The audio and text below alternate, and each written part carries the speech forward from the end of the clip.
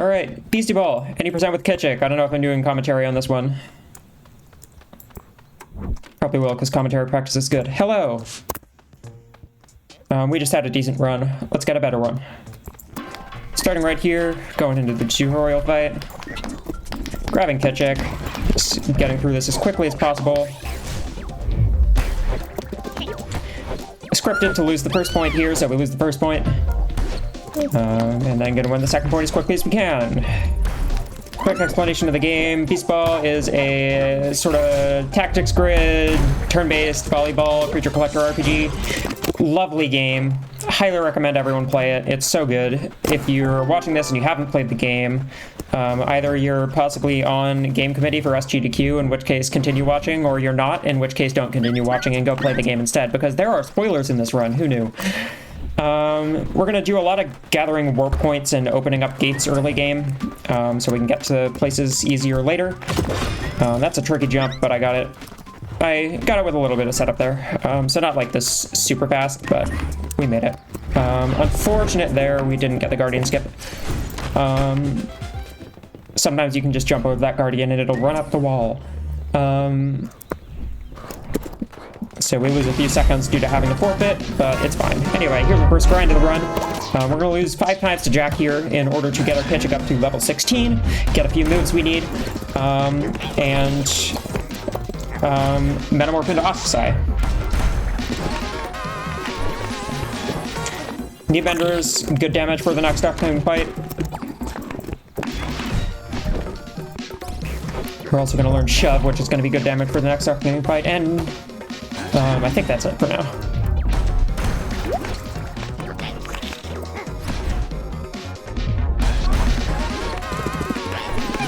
Brief explanations of how this game works. If you are in the front row, you get an attacking stats boost. If you are in the back row, you get a defense stats boost. So you'll often see beasties shift up in the front row when they're about to attack, maybe shift into the back row on defense. Sometimes we won't do that much because we want to be in the front row as much as we can so we can deal more damage and go faster. This is a story encounter. Most story encounters have like slightly boosted experience, so if you get to a story encounter, you can lose sometimes and, you know, level up a lot quicker than you could other places. So we use that to great effect throughout this run.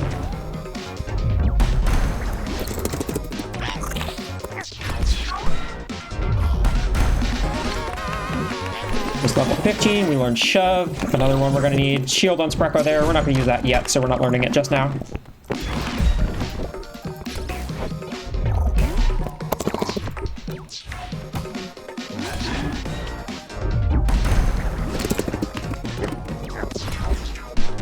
If you hear me clapping a bunch, that's me hitting the skip cutscene button, probably more than I need to most of the time. Anyway, here's level 16. Kichik evolving into Ostracized. I get a drink of water because this is an unskippable cutscene, which is fine because it's cute as heck.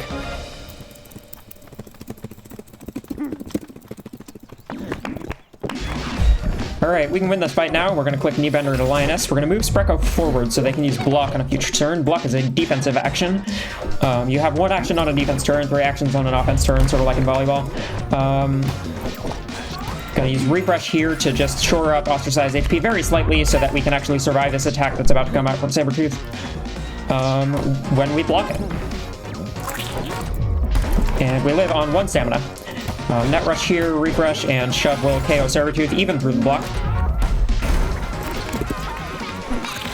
And now Sabretooth will switch out. Worth noting, our damage is also boosted there, as Ostracized is below 33 stamina. And they have an ability right now, which we are not going to use much for the rest of the game, called Power Up, which means if they are below 33 stamina, they get a 50% damage bonus, basically. Good stuff. Skipping that Guardian there. We got the Partners relationship type. There are 2 options. Rivals is a little more consistent than Partners, but Partners is also fine. We may have to safety save later in the run. Oh, those were some spawns. I had to think on my feet real quick there. Overworld movement here, opening up some gates so we can progress. There's a skip here. We should technically have to open 2 gates here, but we only open 1 because we have swag.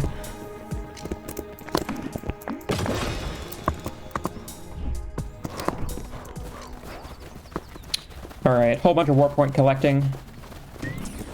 Jumping over that fence so we can get past that beetle back without it running into us.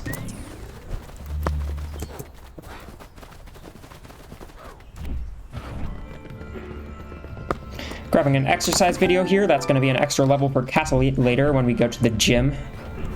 Getting the mainframe warp point.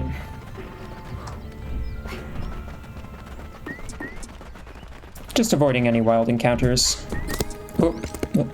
Oh my word, those were spawns. And I missed. That's a lot harder than it looks. If you manage to bonk Ray the Trat there with a ball, then they won't chase after you for a second while they volley it. We don't want them to chase us because we want to walk through the door without them getting in the way. There's occasionally a like really good spawn where you can just sort of jump over them, but it's very rare. The loading zone there is a lot farther into the door than it looks like it is.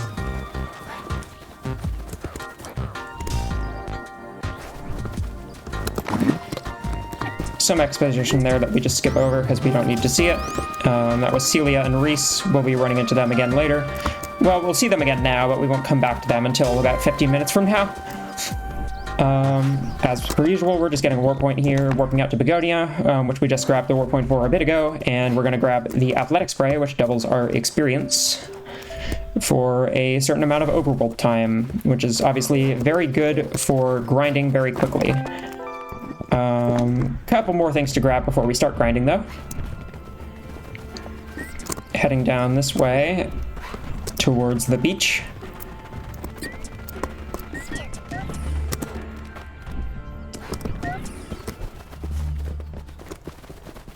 Couple tricky guardian skips along the way.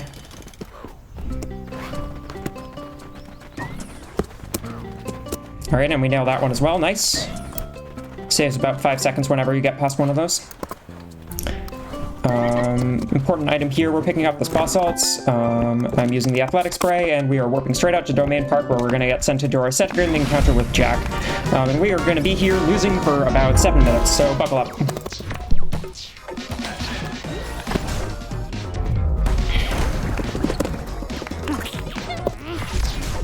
Suppose I can chat about the AI a bit here. The AI is pretty much deterministic. There's some randomness here and there. If it sees a couple options that it weights fairly similarly. But typically it'll be fairly consistent. We're going to see an inconsistent fight in the somewhat near future after this grind. And hopefully it will go according to plan, because we may have to load a safety save if it doesn't.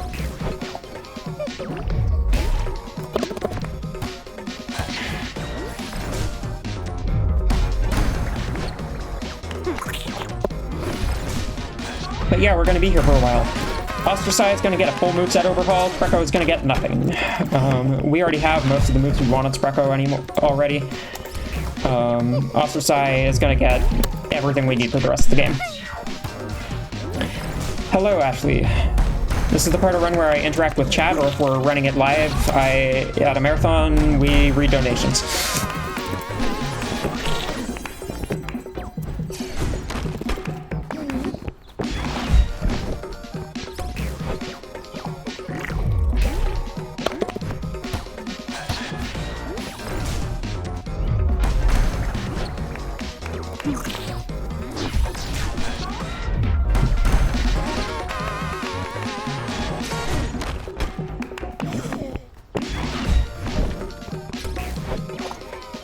Lots of precise clicking for ages. It's harder than it looks to aim your mouse. I've just done it hundreds, if not thousands of times.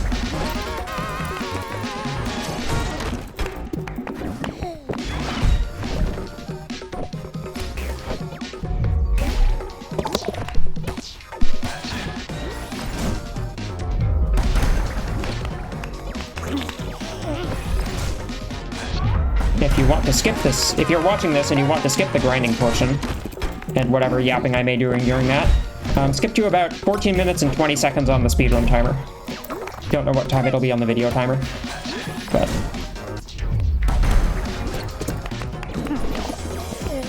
Ostracized learns Thump here. Good damaging move.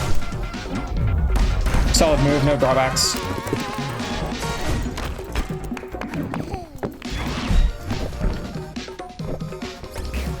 I can't click to save my life right now.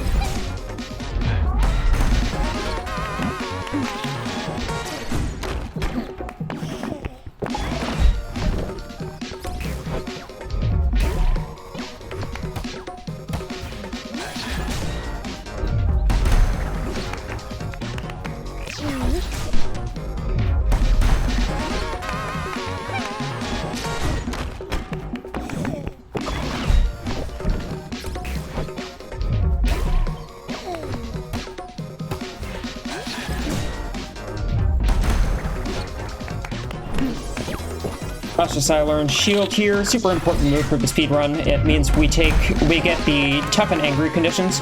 Angry is simply added to Shield so that you can't use it 2 turns in a row. It means you can't use anything other than basic volleys and attacking moves.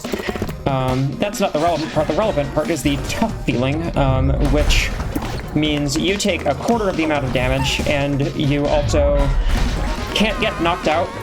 You can't get wiped if you have more than 1 HP when you get hit. Which is, of course, very useful on a beastie that is going to be taking a lot of damage. More on that in a bit. But yeah, Ostracized is going to spend a lot of time in the front row for the rest of the run, because we want to deal lots of damage. And that means they take a lot of damage as well.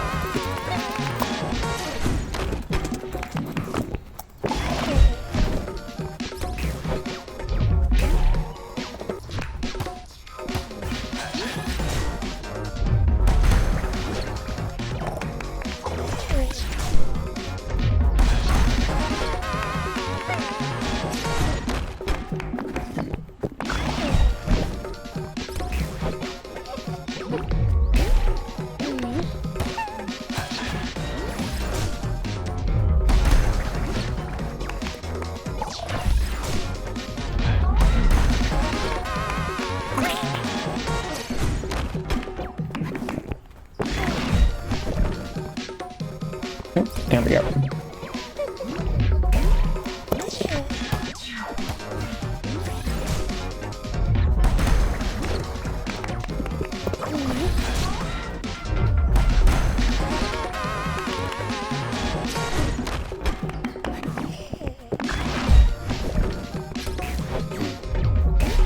Should hit level 35 this fight, which means we'll have 3 more fights to go after this one. Level 35, we're going to learn Launch, which is a move that we can use on Syrup mostly. It's only used from the back lane, but it'll shift us to the front lane, meaning that our thumps, the future turns, will deal more damage. So super useful. Gets us into position to go as quickly as we possibly can.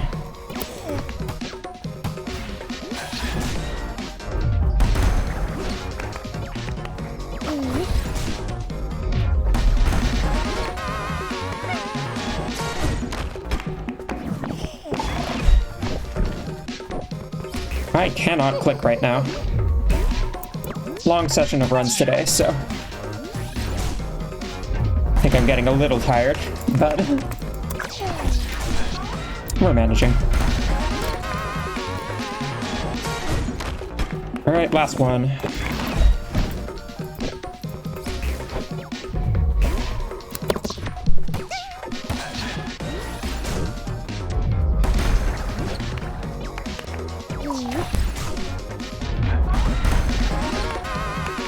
right, there's level 36. So Ostracized Metamorphs here gets fully healed, and we can just start winning.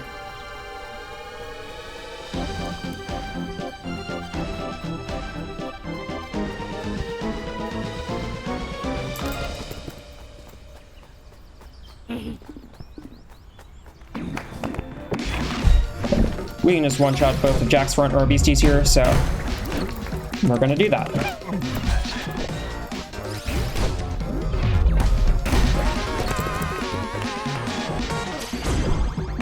Alright, off to the rest of the game. Gonna do some overworld movement here, throwing balls at signs to turn these things around. Fun little playground here. Just barely get to skip that imposter there, which is good because it saves us like 5 or 6 seconds on that one.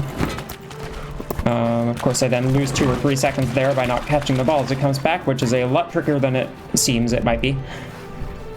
Fun little skip here as we jump off this recycling bin to skip a puzzle.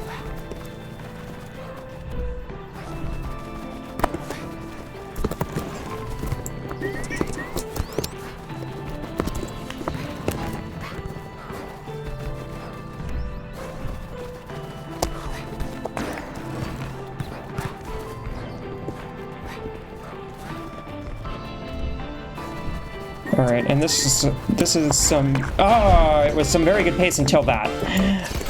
Still very good pace, to be fair. Heading into 1,000 views before 16 minutes is always a mark of a very good pace. We're going to grab a glimmering object here. That's going to get us a bunch of money. Going to grab an exercise video over here. Get us an extra level. Heading into here for some exposition.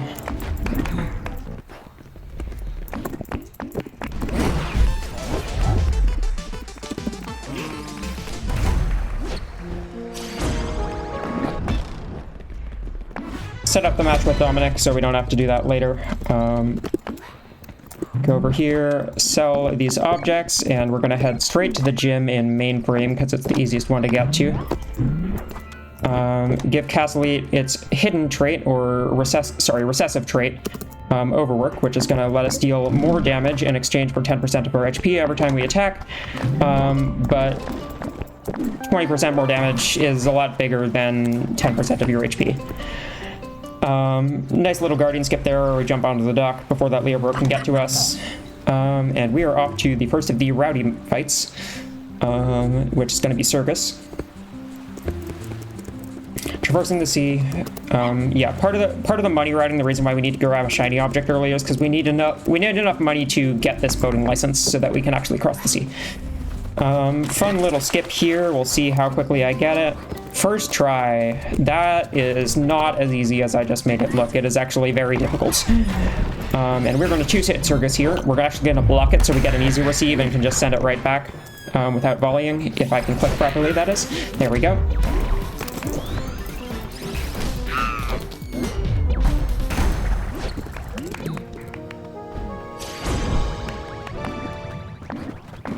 I'm not going to let Sparker touch this room there, because Circus is not the metamorph we want of them.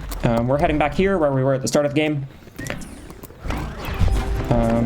Can't skip this Guardian from this side very easily. I've done it like once before with a very lucky spawn, but I don't usually bother trying. We're heading up here to this gate we unlocked earlier. Remember that at like 50 seconds into the run? Well, we're here now. Tricky dodges there. Can hardly see what's in front of you with that tree in the way, but we made it through. And here's Bongus. We're going to get Bongus served, because otherwise we won't be able to two-hit it. We just simply face away from it when we enter the battle. Send Castle Elite up to the front. Refresh to shore up its HP a bit. Refresh is a very good move for Sparko here to have, because it helps mitigate the effects of overwork. Which is very good. Just get the KO on Bongus there by 8 damage.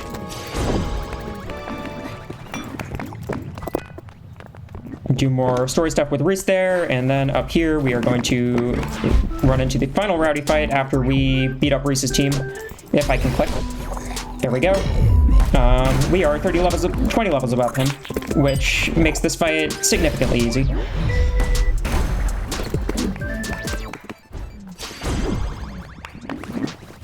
And then we fight Iligas, which is going to be our Sprinkle Metamorph of choice. Each of them focuses on a different field effect. Iligas is going to focus on traps, which we are going to use quite a bit throughout the run. It has an ability called Trapper, which sets up one trap every offensive turn, and also a move called Lay Trap, which sets up 2 traps upon use. Trap deals damage to opposing beasties when they tag in, which they will be doing a lot. So it'll help us get some wipes that otherwise we wouldn't be able to get. Anyway, here's Iligas.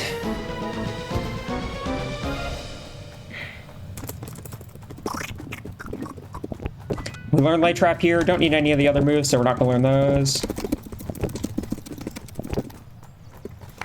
Warping over to Begonia here so that we can wrap up this quest line.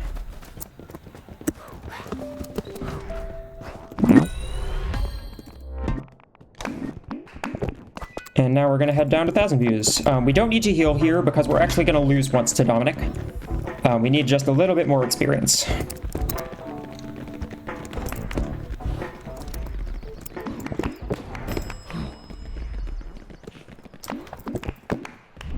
So we can lose this fight real quickly. We just launch into Bow, and then we're going to lose all 3 points, get all the experience we can so that Castle gets up to level 40 and Alex gets up to level 38. You might notice that our beasties are still fired up. That means the athletic spray is still going, which is very good because it means we are still getting more experience. It is very hard to keep it this long. If you mess up significantly in the overworld anywhere, you don't get to keep it this long, and you need to lose this fight a few more times to actually get ready for the win. Focus time for me now. I forgot to save. Hopefully we get a pattern that works.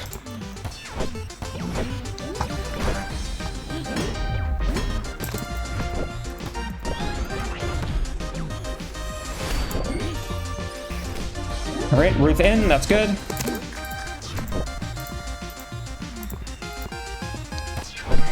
Deep breath, there we go, cool. Okay, we have a pattern that works. So we just stack them here so they take less damage. We're gonna knock out Ruth on this turn because Ruth doesn't switch out despite the fact that we can in fact kill them. Useful stuff. Launch into this slot. Shield Castle.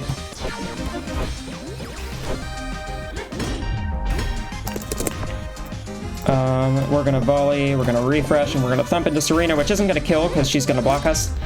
But we'll then move Castle to the side and lose a point so that we can get a point and get some more traps up, which is very useful.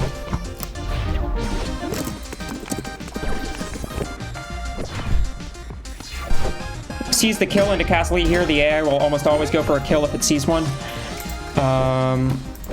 And we can get a free hit with Careful Shot here as they actually tag out Serena because it sees that we can knock them out. So there we go. Launch into Ruth here. Gonna shield. As the AI sees Castle as the bigger threat. Dominic's AI is a little weird. We get to use the Partner's Volley again here. If I didn't mention already, this gives us like an attack boost, which means we are going to hit whatever switches in here for just enough damage to kill him. And that's Dominic. We are on to the end game. The last third of the run. Alright, so we are going to warp out to mainframe and register for the Crown Series now that we are rank 100 and have a platinum sponsor. I'm going to go grab a warp point over here. Get a bunch of phone calls along the way, of course, because our friends need to talk to us about stuff. We're back to mainframe so we can go talk to Reese.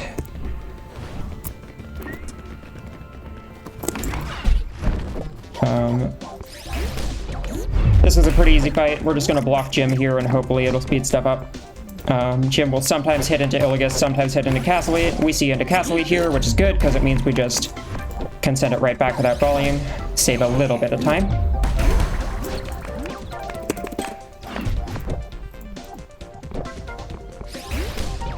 And now we can knock out these two in the back with launch. Alright. Spoiler warning coming up. Here come the major story spoilers. We are heading to Rutile to talk to Riley, because she wants to talk to us. We've barely seen Riley this run, but she's been around. And the reason why she's been around is because she is also Jack. She fully heals us before this battle, so we don't need to heal before going into it. We're going to hit into Sabretooth here. Again, Sabretooth's friendship trait is annoying because it reduces the damage dealt to its ally, so we are going to get rid of it as soon as possible.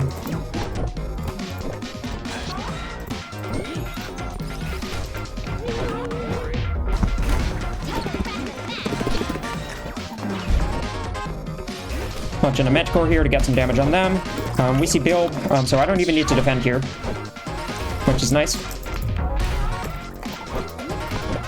I can just refresh and thump over here and get a KO. And then whoever comes in over here will get knocked out.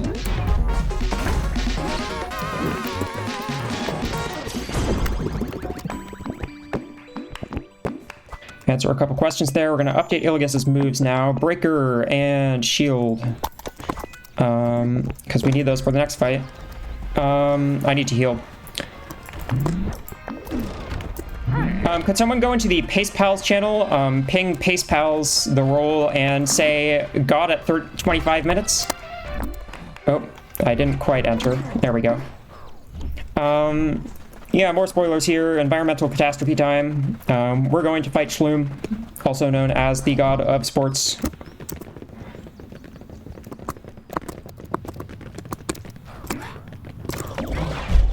Alright, shielding Iligas here. Iligas takes a lot of hits here if we don't shield, and does take a lot of hits if we do shield, but obviously takes less damage from them. Castleet's going to get tired here, which means they can only like use a basic volley or attack, so we're just going to move to the side and let that tick down while we lose some points and gain some more experience for our troubles. Rinse and repeat. We can do this twice before we have to actually start winning points, because you can only lose 3 points to this or the fight ends.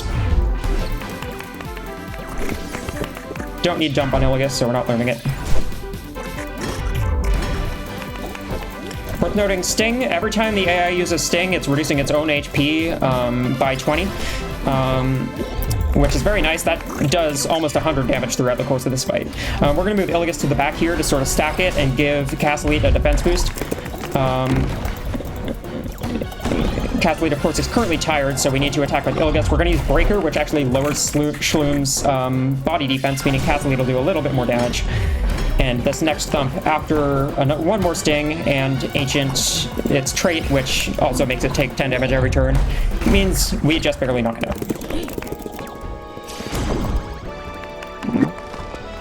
Alright, and we're warping back here, we're healing, we are updating Iligas's moves. If I can remember which button I have to press to do that, we are going back to Lay Trap and back to Careful Shot, and heading into the Crown Series at 27 minutes, which is very good pace. Gonna buy a whole bunch of healing items here. Electrolytes heal both wiped and just give you 50% of your HP, so it's the quickest to buy like a whole bunch of them and just use them. First coach here is Kaz. We don't know why he got here, but he gets here. If you watched a previous speedrun of this game, there was a bug preventing him from showing up here, even though he was supposed to. So we're just going to beat him up, because he has a bunch of level 17 and 18 beasties, and he doesn't deserve to be here. We love him, though.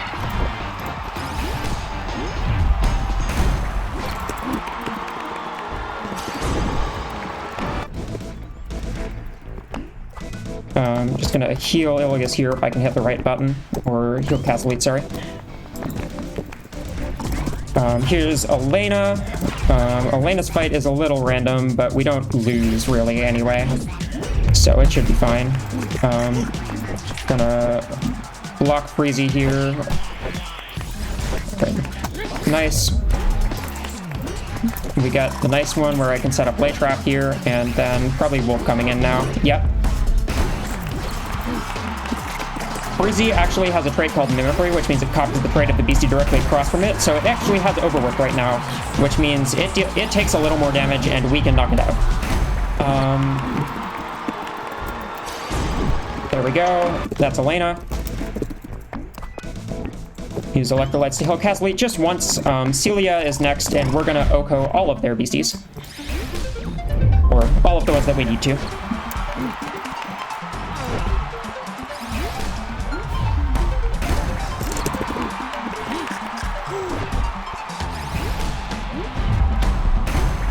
There we go.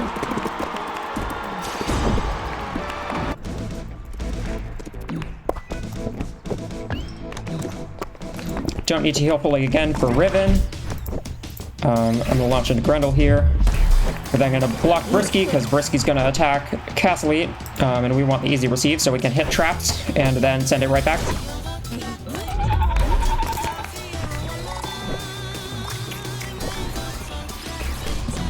There we go.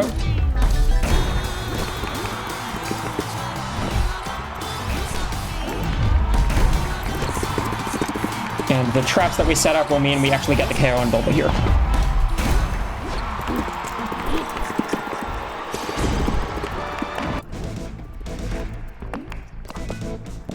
Heal once more. I'm going to save here just to be sure. Heading into Marlin. We're going to launch into Ruby to start. Bluey comes in. We're going to block Noire, because Noire should hit into Castlete here, we hope. Okay, we get unlucky and they hit into Iligas instead. So stuff's going to be a little bit weird. But either way, we can set up one layer of traps. Not quite as many as we'd like, but we still managed to knock out Pearl there, so that's good. We should see, I think, Goldie coming in here, so I'm actually going to launch into Noire. Yep. We don't want to damage Goldie, because Goldie has an annoying move called Inspiring Defense. Which means we don't... Which is basically like Shield Plus. We're actually going to use our partner move there just to make sure we get the kill on Noire here.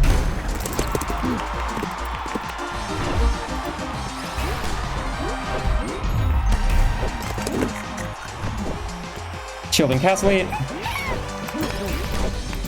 Ooh, Introduce is annoying there. I don't think they'll switch though. I don't think Ruby will switch. I think... Oh, no, okay. I was wrong. We're gonna see Cut Shot here, I think. I need to lose this point, so I'm going to lose this point. Yeah, there we go. Okay. Launch probably going... Oh, we see Bring the Heat. Okay. So that's going into Iligas. Let's move Castlete to front. Oh, it went into Castlete. Oops. We can kill with Thump, so I think we should... What we should do here is Lay Trap, Volley, Careful Shot. Yeah. And we got a free point. Nice. Okay. There we go. That was weird. But we got there. A little bit of improv. More healing. Next up is Barnes. We're going to launch into Danny here. Danny has Watchtower, so despite the fact that we could deal more damage to Carlos, we aren't going to be able to do that. Going to block Carlos here. You can see a teleport and overpower. And cast, so we're going to just lay trap to make sure we do a little extra damage and click Thump into Carlos now. As Lewis comes in here. Launch won't quite knock out Lewis, so we're going to hit this slot here. Shield Castlete. As they're going to get hit by something here. Ooh, annoying. Don't normally see that.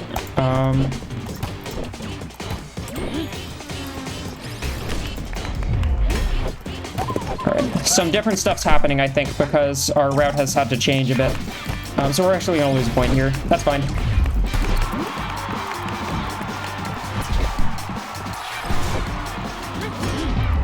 We can get some traps up here and do the usual thing of careful shotting. The front row. Gonna launch into Carlos and that should kill. There we go.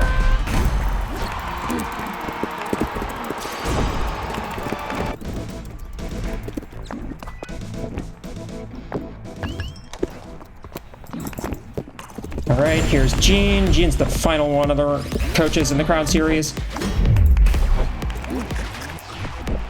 Gonna block Foucault here because they're gonna use Rainbow. I'm gonna use the partner volley here. And Lay Trap. And Thump will now kill Fanon just barely. Which is nice stuff. We now got a free kill on Foucault because they're going to tag out, which is nice. Launch into Beauvoir here. Don't even need to make any moves this turn. And that's a win. Or no, not quite a win. We don't quite get the kill there. Rainbow will kill Iligus, so I do in fact need to block Luso. Okay. A little bit slow. There we go. Okay. Stuff's going weird. I can actually move Casterly to the back here to prevent Rainbow from hitting them.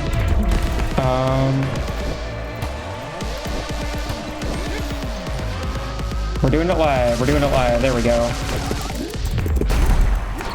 Okay. Not going to quite world record anymore because stuff's been a little weird this Crown Series, but we'll make it.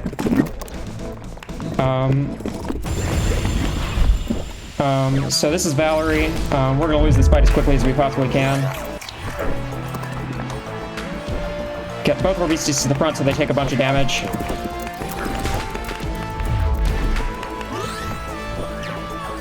Free ball into Styles and hope that she knocks us out this turn. I'm not sure if she will. Nice. Okay. So we're just going to lose this fight. We don't need to win.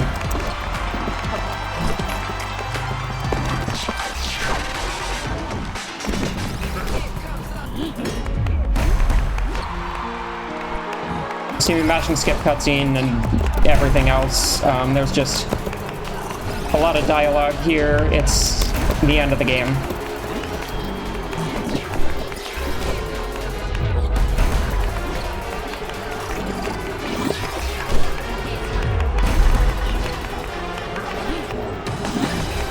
We got a bunch of levels we aren't going to use, and that is the end of the fight.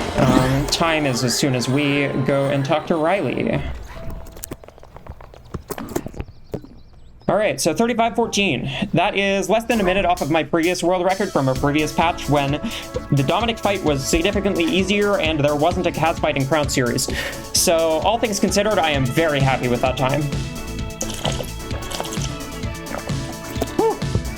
If you're watching this from Games Committee, thank you for your consideration. If you're watching this on YouTube, hi, I do runs on Twitch. You can follow me at Hallow. You can also subscribe to this YouTube channel and see when I do watches. If you're interested in speedrunning this game, hit up the Beastieball Speedrunning Discord. It is a super lovely place. A whole bunch of people in chat who are from there.